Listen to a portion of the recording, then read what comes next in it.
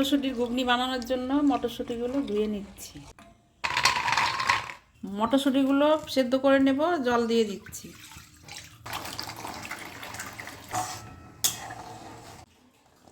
তেল দিয়ে দিলাম, তেজপাতা দিয়ে দিলাম, 5 ফোড়ন, শুকনো লঙ্কা,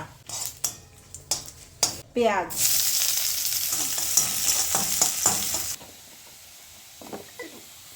আলু দিয়ে দিচ্ছি, আদা রসুন জিরে কাঁচা লঙ্কা বাটা দিয়ে দিলাম, একটু ধনের গুঁড়ো, একটু জল দিয়ে মশলাটা কষিয়ে নেব, হলুদের গুঁড়ো, লঙ্কার গুঁড়ো, সেদ্ধ করে রাখা মটরশুঁটিগুলো দিয়ে দিলাম,